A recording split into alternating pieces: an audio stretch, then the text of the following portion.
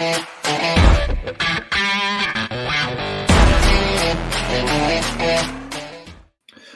everybody, welcome to your Reality Check Sunday. This is Matic TV. I have just watched a game which has just blown my mind in terms of quality. It wasn't the Reds of Manchester United. Unfortunately, it was to do with them lot over there and them lot over there. And yeah, it kind of scared me a little bit after what I watched yesterday with United. But dissecting the aftermath and all of the action from yesterday's game and everything that's come out of it, I'm joined by Keen. How's it going, mate? How are you doing over there? Not too bad. Do you know, it's been outside of football, it's been a good weekend. But you know, football always kind of has that effect. It tears you down. Good to hear that you're getting over it in that way, mate. I know football has that effect on the side, mate. We pretty much ourselves both live it, mate, every week, don't we, pal? It's part of work now, as well as what we like doing and what we enjoy. I mean, I'd say it's not the most difficult time, but I mean, how are you first of all, mate, after yesterday, pal? Have you had an all right weekend? Yeah, I've had an all right weekend, but it was just like, it was almost like early fixtures again. We've had 2 in a row. It's like waking up early, and it's like, you know, if it was like a Sunday, it's like, you know, Monday, and then it's like, you know what, forget it, working week or whatever. But it's just one of the feelings that, you know, it was almost inevitable that it's gonna be a draw or gonna be a bad result. It was just inevitable, and that's the kind of sadness about it. It's that before the game, everyone, you know, we're around that eastern area, and everyone just like is glum. Everyone's like, "Nah, I don't think we'll win today." And I'm like, "What is going on? What is actually going on at home?" We're talking about. This is it, mate. I mean, Keen, I'll get into it first of all, mate. With you, I'll get your thoughts on the game. Last weekend, you was down over from Ireland to watch United. I was talking to you after the game, mate, and to be honest, mate, you looked absolutely dejected. I know you was slightly intoxicated. Yes, fair enough. Understand that, but mate, alcohol and bad football don't really mix well, mate, do they? And I just want to get your vibe right now, mate. It's been a long week. We had the emotion of the Champions League in the week, which was a roller coaster on its own. Obviously, you travelled last week for the Villa game. Was it deja vu for you yesterday with that Villa game, mate? Did anything, sorry, with the Everton game yesterday, did anything change yesterday for you? I know we had an all right first half, some said, but where are you at with the whole game, mate, yesterday? Where are your feelings? Do you know, the first half, there's a few bright sparks in the first half. Like, I thought some of our play was really good. I thought Bruno was very good, dropping into areas, picking out brilliant passes yesterday. Do you know, other than that, Jadon Sancho for me yesterday was probably, when he came on, was a bright spark. He showed what he can do. But as you said, deja vu, I think, if you look at the Villa game, it was the exact same thing. Like, when Everton started growing into that game in the second half, it was kind of feeling like, you know, they're going to nick something here. And ultimately, they did. You know, it was a great finish by Townsend. And when you look at their starting team, they're missing, 5 players, 5 first-team players, whereas we rested players. We should be winning that game at a canter, really and slowly. And we didn't. And one thing I will say is, I've always had faith in the manager. I've always had faith in, you know, our progress over the last 2 years, but I'm struggling to see how much farther he can bring us. I think the last kind of 3 or so weeks has kind of really highlighted that, because people say sometimes we mightn't have a pattern to play, but the pattern's there. We play well in moments of games, and like, it's, you know, these moments in games where Bruno might pull something out of the bag. I know Rashford's not playing, but Rashford will play, do something well out of the bag. But now it's almost like we start off well in a good 10-minute spell in the first half, and maybe start the second half, but there's no consistency in between. And one thing Solskjaer's done well in the last 2.5 or so years, he's got a lot of deadwood out of the football club. He's brought a good feeling around the United fan base, where, you know, we felt like at one stage we had our club back, you know, like in terms of when you look at the end of Jose and Mourinho's era compared to now. And now it just feels like he's taken us as far as he could. And like, which I'm grateful in a sense, because look at the players we have now. You know, look at some of the young players that's come through as well. But I'm not, I'm not serially Ollie out or anything like that, but I just feel at this moment in time, he's probably just taken us as far as he could. And I thank him for where he's taken us. But maybe now it's time that, if like he's coming up in this October, November period where this run of fixtures is going to be season defining. And if he doesn't pick up points, then unfortunately he's going to leave and it's going to be a race for top 4 again. And that's just the harsh reality at the moment. Side, mate. I was mental busy yesterday after the game, as you were, mate. We've not really spoke much about it. I mean, round it up for me, mate. Round up your feeling right now after. Yeah. And do you know what, mate? We get a lot of input from a lot of people talking outside Old Trafford as well, mate. And it's interesting to see the different opinions. But I mean, is it all very similar sort of opinions at the moment for you coming out of most of the United fans right now? Yeah, I think you know what, man. I think everyone's just had enough. I think for me, like I've had enough. I was calling it out 2 years ago, and maybe I was saying it on my ones, but I kind of see this coming because I didn't see any improvement with the team when he had a team of Pereira and Lingard and a team where I thought he could improve with them first. So then at least with Klopp, you could see what he was trying to imprint in the squad before he got Salah and Mane and all them players. You could see what it was about: high tempo press. You could see what they were about. I just think with Ole Gunnar Solskjaer for the 3 years, we've not seen his coaching abilities or his tactical nous, if I call it. Because I looked at the game yesterday and I thought, and I was going mad at Nuruddin and I was going mad at people saying the first half was great. But then I'm like, I can't really be mad because if that's what they've seen great this season, then that might be their version of what's great. And then I thought, in that first half, Cavani header, Martial should have scored, and then the Martial chance. Okay, we played well in terms of, Fred, I thought, played the ball around quicker. Bruno got into them little pockets, maybe. But second half, it was all laid bare to see. Like people around me were getting absolutely, I've never seen so many animated United fans just had enough, mate. Certain people ducking out of tackles, certain people not wanting the ball and being bold, passing side to side. I mean, I've never seen Lindelof, Varane, and is it Wan-Bissaka pass to each other as much as I've seen this season. I'm like, just get the ball forward. Honestly, just get the ball forward. And I just feel like we just never had any ideas. Every 10 minutes that went past, I looked at the clock, I was thinking, bloody hell, we've got 15 minutes here. Then it was 5 minutes. And then most of the people left, before the 4 minutes added on because they knew what's going to happen, Adam. They knew that we're not going to score. We're not going to get anything out of it. And Everton should have been, if only Davies had a bit of cojones, he could have drove that ball in and they could have been 2-1 up. So I just feel like for me, I'm just kind of almost tired of it now. And I just want a change. For me, I know people might believe in Ole Gunnar Solskjaer, but is there a real change when today, you're seeing that level of football, guys, and we are miles away from that. Absolutely miles away from it. Because at least they're playing football their way, and it's entertaining. There's styles, there's patterns, there's everything out there. But with us, it's kind of like you're almost waiting for a certain player to take the moment, Ronaldo, whoever. Not a collective unit. We're not a collective team, and that's the problem with United. Yeah, I mean, Keane, where are you at in terms of people who are coming out saying we need to settle down? We're 2 points behind Chelsea, 4th in the table, and it's a big, massive overreaction. Where are you at with people like that? Is it come down to a half full, half empty sort of question for a lot of United fans? How they look at how the season's gone on paper? You could argue it's a steady start.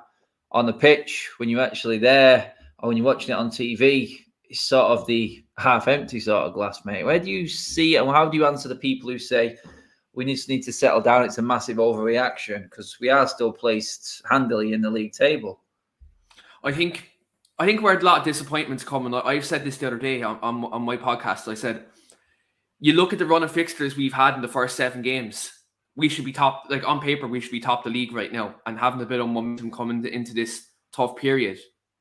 But right now, because we've struggled in some games. I know we picked up points, but we've picked up points. We've struggled to pick them up, and we haven't shown, I suppose, kind of a level of performance over 90 minutes throughout that period, bar Leeds, where you can say that we've dominated a game against lesser opposition. Now, arguably, you're coming into these next 6 or 7 games now against, if not level, but if not better opposition in certain games. I think that's where people are probably saying, right, look, we should be doing better. But I can also see the other side, like if you want to look at stats and just stats alone for what it is, then people might say you're overreacting, we're third or fourth in the league, whatever. But if you had to look at all the games over 90 minutes, bar Leeds, we haven't dominated a game against some of these teams where, West Ham, their lesser team, we should be beating them off the park. Aston Villa should be beating them off the park. An injury-ridden, Everton team, without their best front players, they should have beat us yesterday. So, I think you have to look and say, the reason why people are getting frustrated, it's not so much league position. Let's take league position out of the equation for a minute, because, again, we have a tough run of fixtures. It's the way we've won the games, and it's the way that we've been playing. It's over a long period of time. It's not sustainable. You can't do this every week, because eventually this will catch up with you. And one other reason why people are probably unhappy is the home record. It's the same. It's mirroring last season in terms of dropping points at home. He's lost. Sorry, kid. He's lost more home games than Van Gaal and Mourinho combined, which I just found out today, which is staggering. Really, I think that's where the gripe is. That's where the gripe is. The home record, I think, isn't good enough. Our away record's brilliant, right? That 28-game unbeaten run, that's absolutely fantastic. But if you actually look at the home record, with the games we've had, we should be up there at the top of the table right now. But he's not going to take us any further. And it's just a harsh reality. And I think, it is glass half full, half empty situation. But 5 points already dropped from home when you're coming into these games now against City, Liverpool, Leicester, and Chelsea, Tottenham. It's grim reading at the moment. I mean, one thing I picked on Said, mate, and everyone's asked the question. Mary She Devils is in the chat with us as well here, and it's just like, how can any manager look at playing a central midfield partnership of Fred and McTominay when Pogba, Matic, and Donny van der Beek is sat on the bench? Yeah, it's mad. Did you see that bench, by the way? Did you see the I know, the mirroring photos? It's crazy, isn't it? It's ridiculous. It is ridiculous. I mean, looking at it now, Said, mate, I mean, obviously the midfield is a massive, massive issue. The general sort of conversation I got from most people outside Old Trafford yesterday was the midfield is going to end up destroying us. I mean, I know. I've been calling out Fred for, mate, I think you knew me when I was calling out Fred 2 years ago when I said, look, this guy, he's going to struggle in the Premier League. And I specifically said the Premier League, mate, because I've been to every single game this season and I've seen this guy flapping around on the floor, being bumped and banged around, bleeding everywhere in nearly every single game, mate. And we're not talking Troy Deeney's here. We're talking Damari Gray's bouncing him around. I mean, I've seen it at Southampton. I've seen it at Wolves, mate. All he's back in this midfield. For me, I think it will be the end of him.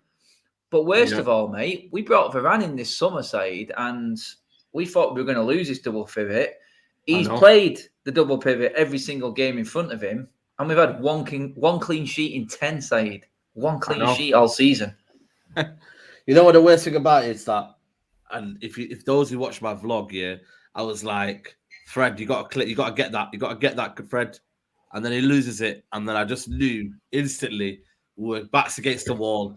And then Shaw, I think, tried to dive in, and he didn't get there. But for me, it's I said it. I actually wasn't a big Fred fan, funny enough. And then it grew on to me. I remember when Flex was kind of like saying, "So you're now respecting Fred?" Then and I was like, "Well, give him his flowers now." But I always had that feeling with Fred is that he's always a player who's built on confidence. But at United, it's almost like. We should not that we shouldn't have a player built on confidence, but you have to have a way of playing. You need to be like a man. you know, and you need to almost stand for yourself, stand for what you believe in. And I don't know what Fred actually believes in. I don't know what his actual qualities are, you know, and it never suits us what we're trying to do. It never. And that's the problem with Fred. It never. I said to him, mate, I mean, I remember talking to you on a live, I can't even remember when it was, mate, but I said, I feared for Fred because I didn't know what he was. Yeah, nobody knows what he is, though. Does anyone know what he is? No, mate, no one knows what he is. I mean, and this is the problem with United. I mean, Keane, we seem to be trying to make players in positions that they don't really belong. Instead of having players play a position that they should be playing, we seem to be trying to make that position suit a player rather than putting someone in who should play that position. I mean, Fred and McTominay, for me, aren't holding midfielders. We've said this so many times. It's boring. It really is. But it comes to a point in a game now where these players now have been thrown under the bus, in my opinion, by Ole. It's not Fred and McTominay's fault. No, you're told that you're going to play for Man United, you're going to be like, okay, no problem at all. I'm putting that red shirt on. I'm walking out in front of 75 every week. No issue at all. So it's not McTominay and Fred's fault. They're taking the flak for inept coaching and management, in my opinion. And I looked yesterday, Keane, mate, and I couldn't believe I was seeing it, but I seen scared McTominay playing yesterday. It is my own opinion, and anyone wants to come on me with that, then fair enough. Absolutely. But from what I was watching yesterday, I seen a play that was scared of asking for the ball, Keane, mate. As that now, with him being forced to play in that position, and like I said, you're not going to say no. Has it really stopped the growth of a McTominay and a Fred from actually being players that, you know what, a lot of players would have seen, a lot of managers and scouts would have seen of them before, and why they might have been at another club or why they were brought to United in the first place? Obviously, McTominay brought through, but McTominay didn't play this role in the youth setup, and Fred wasn't playing this role for Shakhtar, mate. So could you blame Ole for probably ruining Fred and McTominay? Because when Ole does go, another manager comes in, can you see McTominay or Fred starting? No. Like, I think if a new manager comes in, they'll want a specialist in that holding midfield position. And look, last year, when you look at Fred and McTominay, last year you can say to an extent, you could see why they were playing because we had Lindelof at the back. Now, when you have Varane and Maguire, there's no excuse for playing the two of them. McTominay's a box-to-box midfield player, and Fred's an 8 as well. Both of them aren't 6s, and they've been shoehorned into the team because I think Ollie doesn't trust his back four. He doesn't admit it, but that's what it looks like to me. That he doesn't trust his defenders, and that's why he plays them. But look, I look at them too. They aren't good enough to be starting every week. Great, like squad players for certain games, fair enough to do a job in a certain game, but not every week. Like not every week. Like fair enough if there's a game where we know for a fact we're not going to have the ball and we need 2 players to break up play. Fair enough. But not when you're at home to Villa, not when you're home to an injury-ridden Everton team, not at home to West Ham or whoever it may be. There's no need for playing 2 of them. You need to, Ollie needs to pick and choose. As long as he's here, needs to pick and choose when he plays them. Like, you have a game like that yesterday, second half, when you need to get control of the game, the Man United should be brought onto that pitch. 100%. Absolutely. Because you look at the games where we've picked up points this season, right? And the games we've come back in. It's Matic who's come off the bench to help recycle possession. Play the line break and pass. Play it into a Bruno, play it into a Lingard when he's on the pitch, and to make them runs. McTominay and Fred don't have that kind of capacity to make that line break and pass. Now McTominay does it from time to time, but not on a consistent basis. And I was at the Villa game last week. I might have been intoxicated, but I was seeing Fred misplacing 4 and 5-yard passes all over the shop. Do you know what I mean? It was that bad. When you look at Fred, he probably doesn't lack the technical ability to be a Man United midfielder week in, week out. And Ollie's kind of dying on that sword at the moment now by continuing to select him every week. And it's becoming, his Achilles heel now at this moment. But if he's not going to change it, then that's his own fault.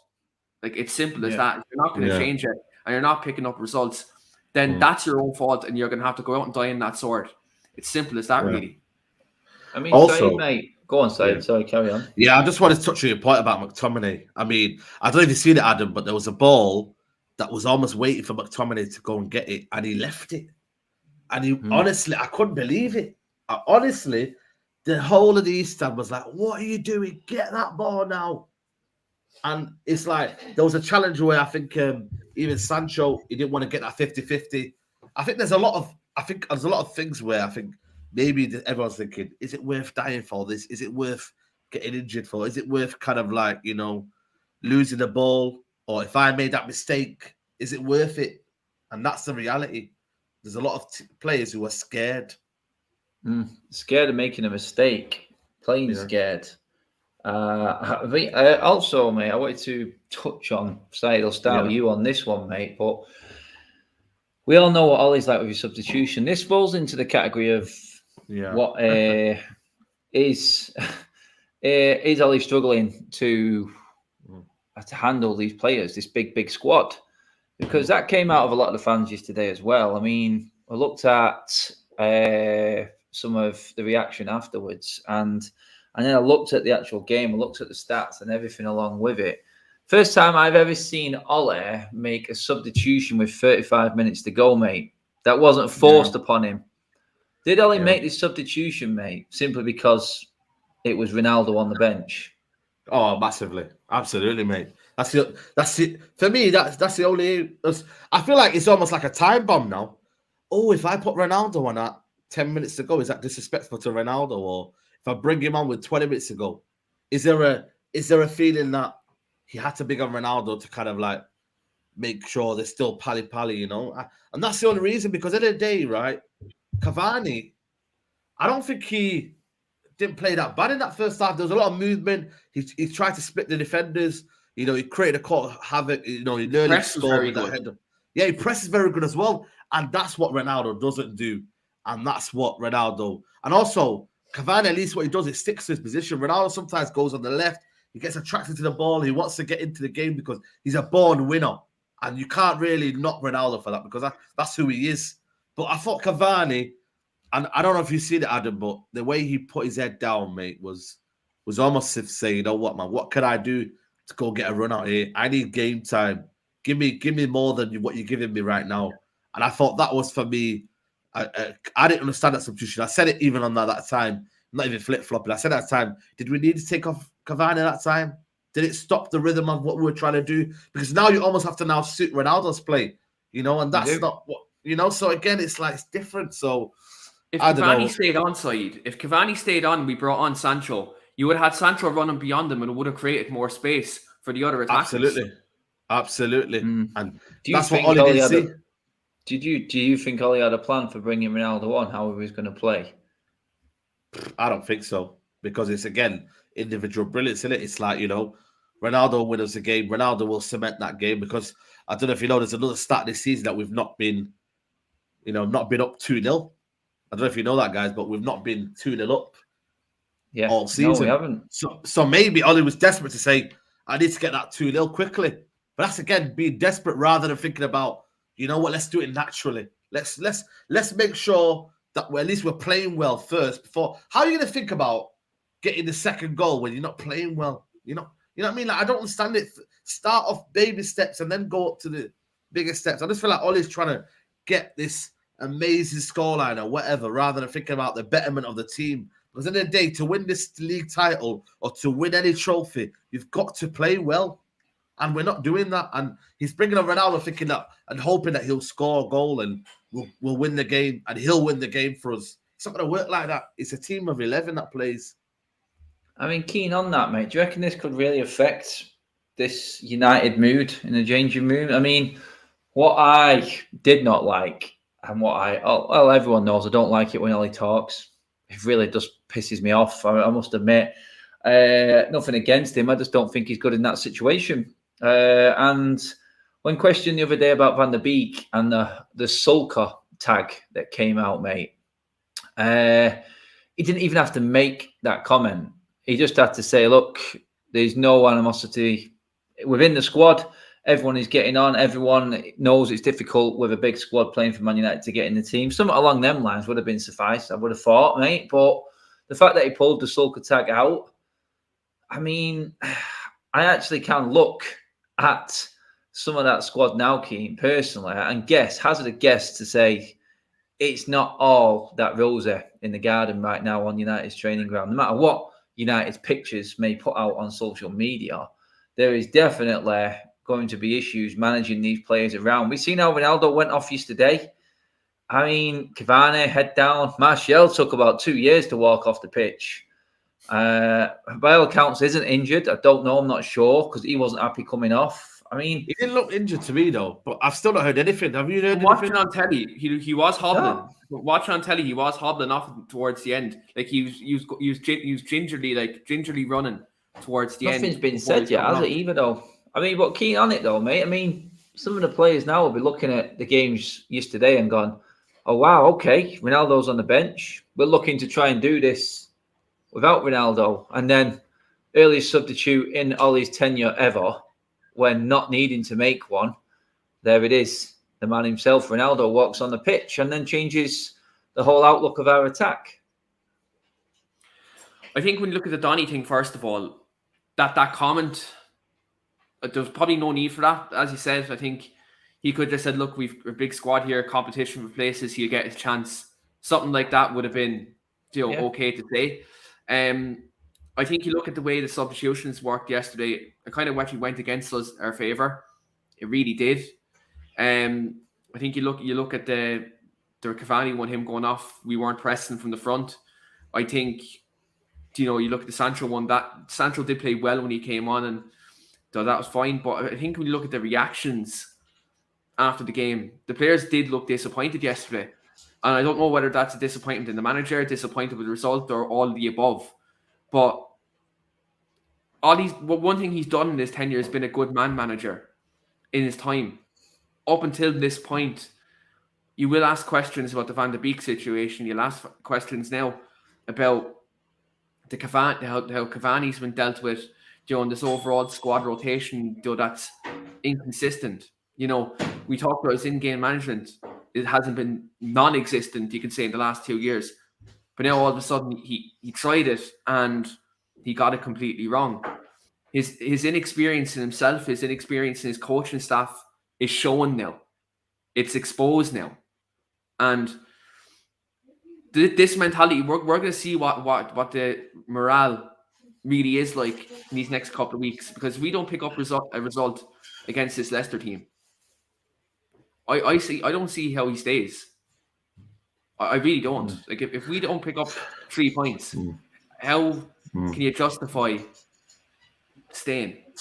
I don't see when the next win comes. I don't know when the next win comes. Said, mate, that is the big question, mate. I mean, the Glazers will look at this and go, we're in fourth with 2 points off Chelsea, who are apparently this brilliant teams. And everyone's talking about how brilliant City and Liverpool are. And United are level points with City and Liverpool. So when the paperwork's arguing against you, you sort of look at it on Ollie's tenure and go, he's probably I don't like to use the lucky tag, but the fact that everyone is buckling around us right now, and it's like West Ham dropped points, Leicester dropped points today. Everyone Arsenal underneath us who could take us, Arsenal, Brighton, all these teams are just not at our level. We're stuck in between them and City, Liverpool, Chelsea. We're on our own, I think, because we've got the squad and everyone else behind us wishes they had them squad, but they do have a style of football. And then the teams above as well, say no more. We've seen the quality that they are because they've got the best coaches, best managers in world football, in my opinion. But looking at it now, mate, I mean, you just touched on it there, side, mate. Leicester, when we get back from the international break, Leicester away, notoriously tough. Yeah. Then Atalanta, Liverpool, Tottenham away. Yeah. Atalanta again in between that. And it's like, hang on. This is not an easy run, mate. He's only inevitably now going to be judged on how he manages these big games because it's the only way he salvages it, mate. Because we are the equivalent fixtures last season, the games we've played so far, we won them all. Every single one of them, we won them all. This season, we're struggling. He's going to have to do something in these big games, mate, surely now, to even try and turn it around.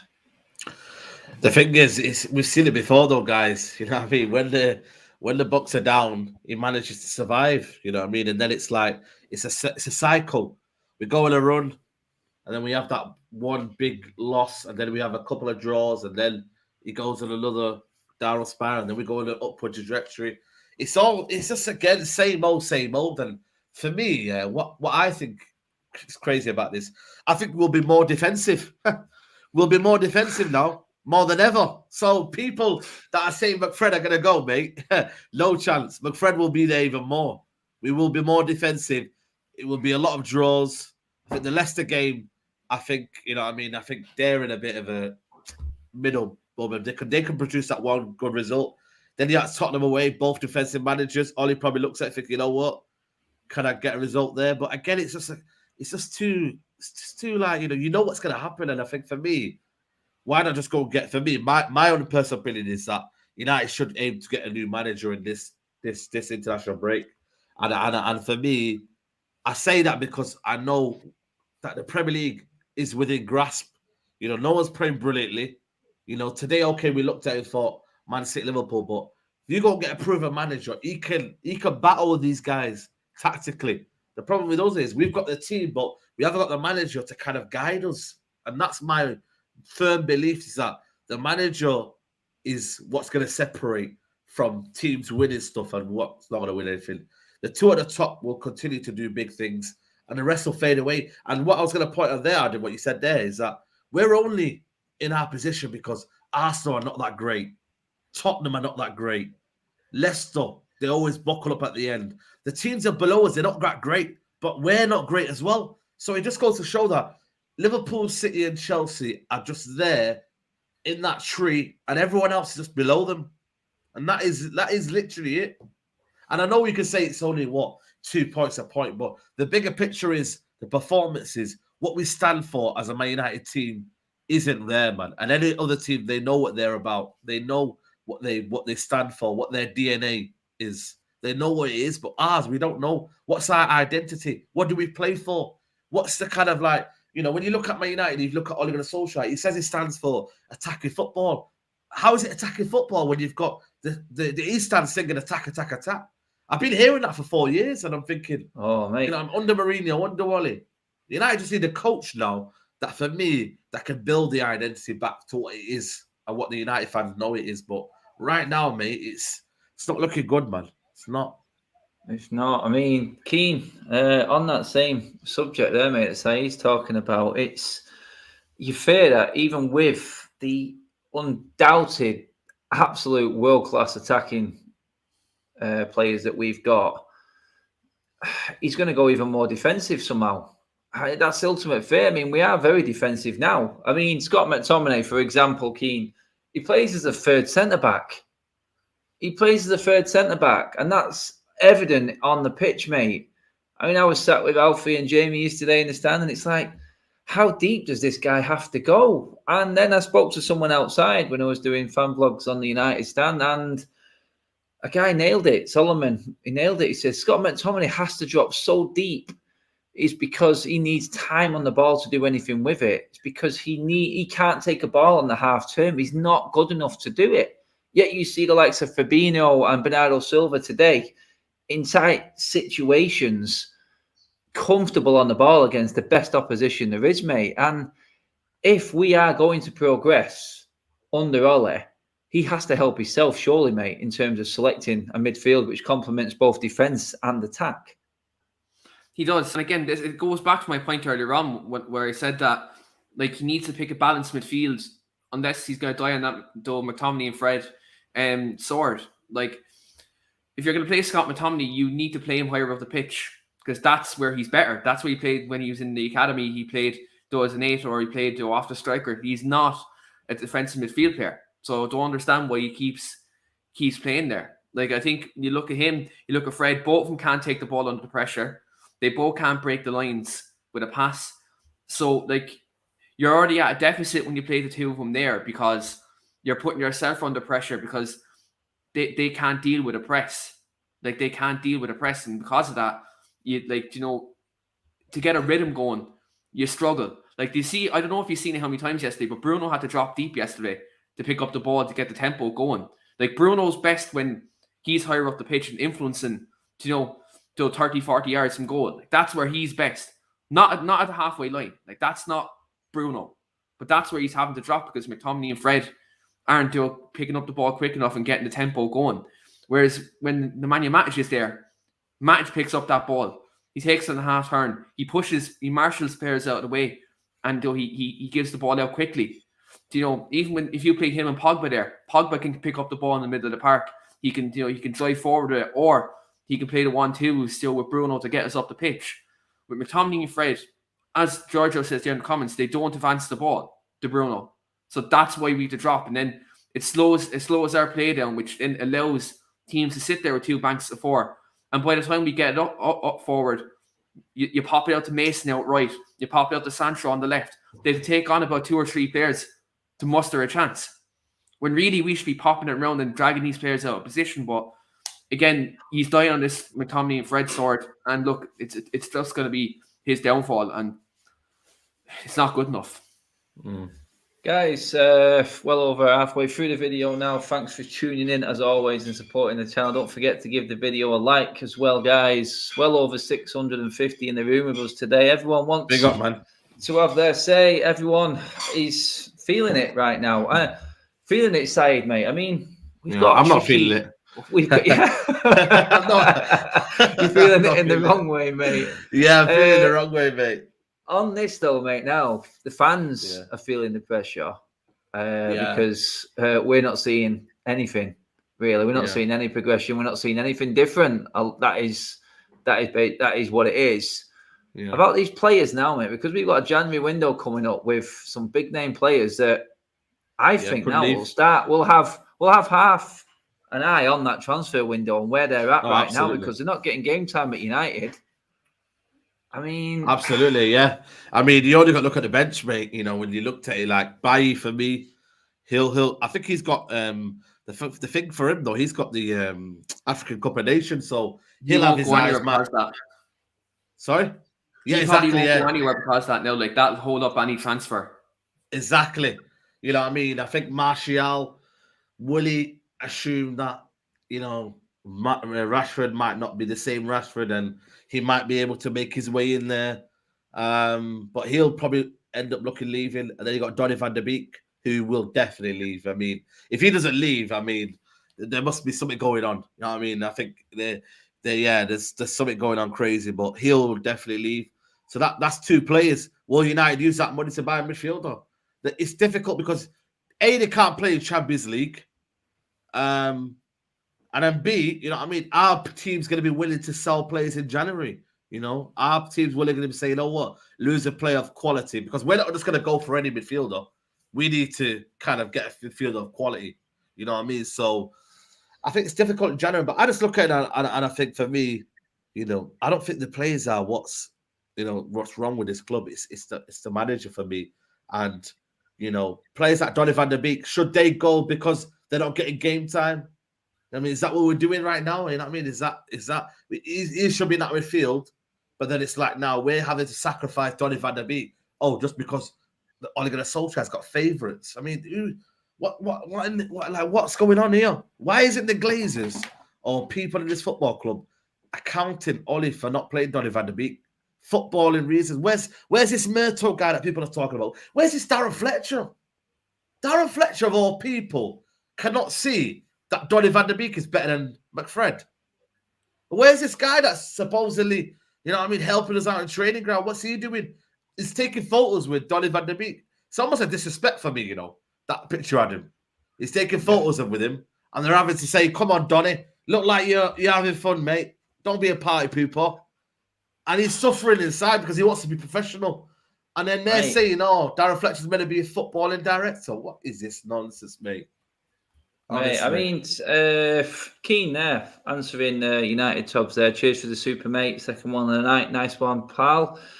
Scott doesn't start, I think he meant to say there, for arguably any of the top 10 Premier League teams, but he's our number 1 option. Liverpool City today was a real eye-opener, mate. I did touch on it there, mate, in terms of what Scott's capabilities are, and then watching the likes of Fabinho and Bernardo Silva in the same position.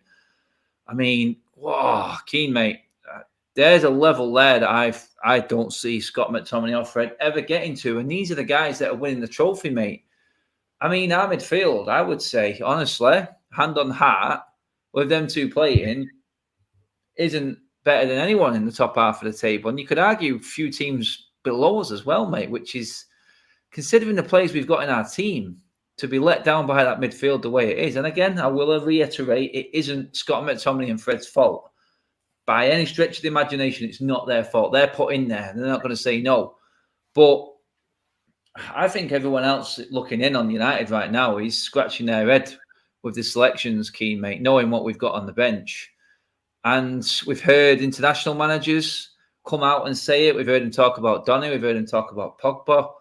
We've heard him talk about a few players now. Sancho, I think it was the CEO from Dortmund was coming out. I mean, it's a common occurrence now all the time, mate. But all his stubbornness, I mean, is he going to end up getting himself sacked just by being this stubborn, mate? Is that the end game here for Ole? Yeah, 100%. Again, like you look at his team selection, sometimes he shoots himself in the foot. He really does. And McTominay and Fred are borderline squad players for United, and they're starting every week. Doesn't make sense. Again, when you have midfielders like Matic and Pogba, and they're both on the bench, like that says it all, especially against an injury-ravaged team. Like, you look at the amount of times we've dropped points at home with them two playing in midfield in games where we shouldn't drop points. That has to be an eye-opener straight away. Yes, in the away games when we don't have the ball, they're great. But how many games in the season is that going to happen? Realistically, right? Maybe 3 or 4. 3 or 4 games where we know, right, in midfield, we're not superior. You go away to a Chelsea or you go away to a City or someone like that. Fair enough. But if you do it every week against the so-called lesser teams, then look, it's like you're almost playing like waiting to concede a goal, and then oh shit, we have to wake up now. That's the way it is. So look, he's going to die on this sword. He's probably going to get himself sacked because of it. And look, I think you have to look at the midfield too. Matic has to be one of them, 100%, and you play a Pogba beside him, because you look at all these best run of games and best styles of play in his tenure. It's been when them two have played in midfield, Pogba and Matic. Remember when we came back from the lockdown, Matic, Pogba, Bruno, we were tearing teams apart. Even when Oli first came in, no Ander Herrera isn't there now, but it was Matic, Herrera, Pogba. There's the correlation right there. There's the positive correlation, like in terms of our best football under this specific manager has come when Matic and Pogba have been in the middle of the park. So why change something that wasn't broken in the first place? I know you have with McTominay and Fred, and now all these I suppose dips happen and inconsistency happens. So he only has himself to blame in that regard. And look, I put it to you this way: you look at the time Ollie's been in the job, all them times, all them transfer windows he's been in this job. How many times can you say we've been linked, really with a midfield player, and it's been a legitimate link, and we've been close to signing one, a holding midfield player? Can you name anyone? Our Declan Rice, which was marginal during the summer. How many times have we been linked by a holding midfield player? Realistic. He doesn't want one. Here's a question for you, Saeed, mate. On what Keane just said then, in terms of players who were linked with us, the midfield roles. So I'm going to name 3 right now from the summer, and I want you to answer this question, mate. So let's say Sal Niguez, Ruben Neves, and let's say Basuma from Brighton. Yeah. But would Ole Solskjaer drop Fred and McTominay for any of them 3? No. I said it, didn't I? I said it with Neves. He won't drop him. That's the thing. This is it, isn't it? This is it. And there's only one, but Rice is too much money. It's going to cost. Yeah. He's having a blinder of a season, and he won't hesitate to extend his contract so that his club can get more money out of him. He won't. He's in the England squad. He's playing better at West Ham there. Sometimes, playing for Man United, it can be a detriment to your career because, if it goes west, you know, and then you're not in the team. And he's probably looking at Donny van de Beek thinking, bloody hell. And then you're looking at Sancho thinking, So that's a problem now. Never Sal can't even get to in the midfield of Chelsea's now. You know what I mean? Walks into our one. No, but does he walk into our one though, Keith? Does he? He should. In real life, this is it. I mean, we spent 73 million on a right winger in Jadon Sancho, who, when everyone's fit, I guarantee you, he won't start. That's what I mean. He won't start. So spending big money on a player doesn't necessarily mean you're coming in. I think Ollie has got. I think too much has happened too quickly this summer for Ollie, and I don't think. I think that Ronaldo ultimately will be a massive problem for him, because Ronaldo has standards, but Ronaldo also knows his own body, and obviously he can't do everything that he wants to do. But he would expect the players around him to be thinking on the same level, and clearly he's finding out the hard way right now, because United are easy to defend against, and when Ronaldo's in that graveyard shift getting no service, he's going to start kicking and throwing his toys out the pram. And then we're going to have a real standoff, because Ronaldo against Ole, I know you're the manager, but I can see it going one way, Keane, on that one. I really can. I mean, Ronaldo won't come out in public, and obviously he's got massive, massive respect for the club. But behind the scenes, his standards aren't going to drop, mate. And I can see problems, Keane, mate. I really can. Yeah, definitely. Like, if you look at the players who are there now, Ronaldo, Bruno, Pogba, they're not going to accept top 4 every season. It can't be. Like, if you finish 3rd and 2nd, you have to be challenged for the league. There's no excuse. I've said this year, given the season, but like, if you're going to continue playing like this, then like there has to be an end game, and like, you can't just be settling for top 4, because at the end of the day, when you have a summer like that. When you have a summer like Varane, Sancho, and Ronaldo, and to be fair, Tom Heaton, who's a decent goalkeeper, to come into that department, if you look at all them players in a nutshell, that's enough to challenge for the title. That's enough. Like, not even win it, just challenge. Like, be thereabouts till the run-in, till the end. Because we haven't done that in a meaningful way since we last won it.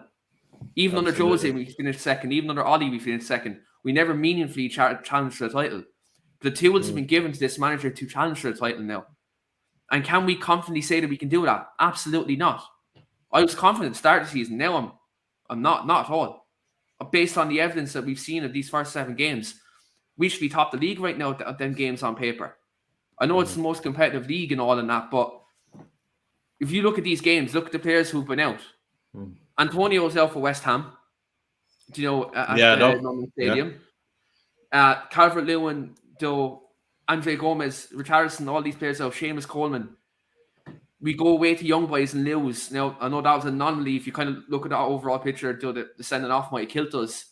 But we should be playing a lot better than we are.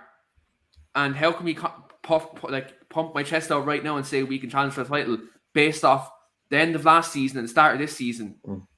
We're sleepwalking into a run now. That's what we're doing. Where are you with Ollie, Keane? Because I know you support Ollie, and you kind of like, you're massive believer in Ollie. Where do you stand now? What's your head now at? I'm still an avid supporter of the football club, and that's where I'll always be. But now I'm kind of at a situation where he's had his time, he's had his money. You have to produce, and if you don't produce in this run and it's season defining, then you have to go. It's simple as that. On the super chat there, Said, mate, before we finish, we're going to have to touch on this because it's been the massive topic after the game. I mean, easy counting, we make it easy. Thanks for the super chat. Brilliant stuff. And everyone else who super chatted as well today, and everyone else in the comments been bang on. I can feel your pain. I can. I can't believe Ollie was there smiling at the end. No desire to win. Never on a touchline. Did you see Pep today? Winning is bred from the top down. This guy is a loser. Ole out. Harsh words. Not harsh. Strong, fair. Strong words, yeah. Strong. I think strong and fair, we'll say. William there. William backing that up. I mean, on that, I mean, Said, mate, when you want to support someone, you don't want to be seeing that, do you, mate? Honestly. No, man. And you know what, man? We're just glad there's no kind of cameras, the big screens or whatever that has a train all in. Oh my God, because they have it in Tottenham ground and all them, mate. So I'm just glad that they don't have it on the touchline, or we don't see it. I think when I see it on camera, I'm angry, but it's not as vivid as I would see it. You know what I mean? If it was live, I mean, I don't know if you've seen it, but kept saying to Wally, he kept saying, it's something to McTominay, on your toes, on the toes, and then he's like putting his tongue out, and I'm thinking, seriously, Ollie, what are you doing? Like, who are you talking? Who are you talking to? Seriously, that's crazy. I mean, oh, okay. Yeah, Said wasn't happy with that.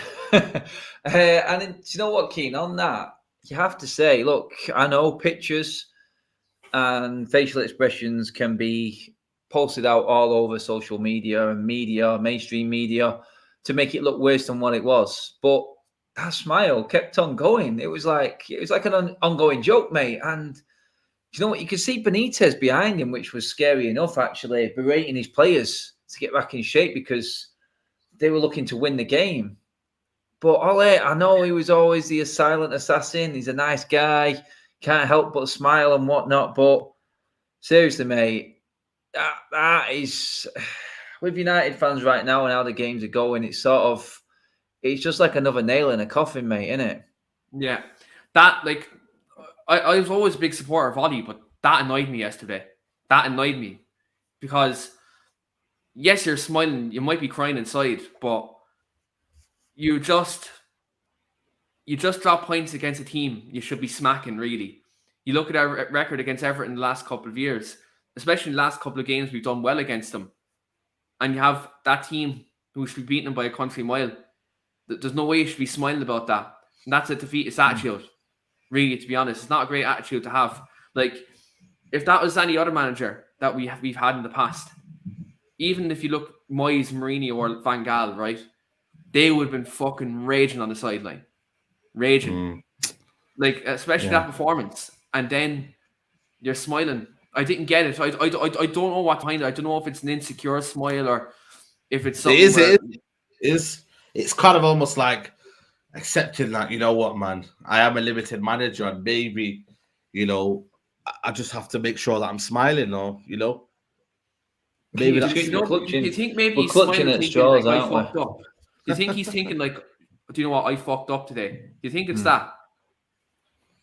I mean, I look at it, and what scares me more is the fact that he feels so secure he can get away with these. I know, with these little things. That's what scares me. It's like, yeah, Ole, okay, mate. I know you've had backing, but don't rub it in the faces. I mean, seriously, mate. I mean, you've got players there on the sideline who you're calling sulkers, and then you're laughing and joking with one who's had an absolute shocker when you're in the 4th minute of injury time. I mean, you don't do these stupid things. And eventually, the little things will all pile together and count as one big thing. And it will be the end of him. It will. And there goes his career in management. It's over. Yeah, easily finished. He's not going anywhere else, is there? He's not getting anywhere else. He's not getting another job, is there? Which why I said at the time in the summer when that news broke and they gave him that 3-year contract extension, I was like, why? Simply why? He's already on 1 year. He's got all this season to go and play. And then you've got the choice to do whatever you want because no other club on the planet of any significance in terms of being top or in the top 4 or 5 of every best European league is going to go for Ole. That is a fact. I would be amazed. So that was my ultimate worry, and that's why I didn't want him to get that contract. I wanted to be fair and give him till the end of this season with no contract. But I just feel like that contract now is just giving him the balls to make stupid comments and feel like he can get away with certain things. I don't know what you guys think. I mean, has that extra security has it just given him the false sense of security? And he feels like he's actually doing an all right job here. I mean, he's got to be listening to people, surely. Go on, Said. You answer that one. Oh yeah, sorry. I think for me, he's again feeling invincible. I mean, you I don't know if people seen, but the young kids that were talking outside Old Trafford, Yeah. And they were like, they're having a cup of tea. They're not bothered because at the end of the day, he is that shield between the fans and the Glazers. End of the day, nobody's gonna, or the diehard fans, they're never gonna say Ollie out because at the end of the day, they want to back the club, they want to back him. He's a legend of the football club, etc., etc. But the Glazers are lacking any ambition because they know once they bring in a manager of Zidane, a Conte, a Ten Hag, a manager who's a winner, a manager who will not take any slack, a manager who's ruthless, a manager who knows what he wants and what his style of play is and how the football's structured, then the Glazers will be exposed. So they were almost like they're thinking, you know what, bring in. And when they brought Ole Gunnar Solskjaer at that time, right, there were so many other managers available, but they got Ole Gunnar Solskjaer like that. Within a day or two, it was like confirmed Ole Gunnar Solskjaer is a manager because they thought, oh, there's a legend available. The fans will love him. 99 goal. Let's put it all together. We're invincible now. We're never ever going to be defeated now. No matter what they do, no matter how many process they do, we're never ever going to be defeated. Because at the end of the day, he is that shield. And I've said it from day one. I've never ever let sentiment cloud my judgment. I've never ever looked at Ole Gunnar Solskjaer and thought, you know what? Because he scored that goal in 99, I'll never ever talk bad about him. I'll never ever say that he's not the right manager for United. I'll never do it. Because at the end of the day, what's a player doesn't mean you're going to be a great manager. It doesn't. And that's what a lot of us are in this process still believing or still trying to believe, that this process, that the Fergie way, the DNA way will continue. It won't. Managers now get 3 or 4 years in a project and that's that, mate. You move on. Chelsea have done it. United need to get with the new ways. You do a job for 3 or 4 years and then you move on. Another manager comes in. Do a job for 3 or 4 years, win trophies, and the manager comes. That's how it is. This tradition of giving a manager a long-term project, for me, it's not here anymore. Look how reactionary the fan base is. Look how the media are now is more highlighted more than ever. You had a bad performance, you have a bad game. It's highlighted more than ever now. Before, there wasn't social media around where, you went on a 3 or 4 bad run and it was kind of like, oh, what's going on here? Because at the end of the day, there wasn't that much scrutiny. Now it's highlighted more than ever. Teams are making more money. Teams are evolving. If you literally, kind of like almost put the foot off the pedal, teams will go past you. And that's what teams are starting to do now in Villa, in making big sign. And I tell you what, we keep Ollie, and I tell you what, these guys will just keep on moving ahead of us. That's it. I mean, easy counting there says, Keno, to finish us off, mate. I mean, do you feel like he comes across as arrogant now because he's so secure? Cheers for the super as well, guys. Top work tonight. I mean, Keane, do you feel like he just feels untouchable at the moment? And I think he's forgotten what the importance is and how important it is to United fans before he actually opens his mouth. I think he's probably sitting on a comfort blanket at the moment now. That 3-year contract, I think he's comfortable. But Saeed mentioned the Glazers there.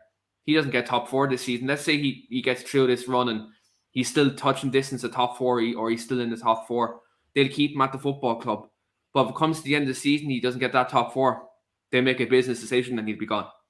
It's simple as that. We've talked about this so many times in this podcast where top 4 is their safety net. Once they get top 4, they get that Champions League revenue, they're fine with it. So any manager who gets them top 4 is their ideal manager.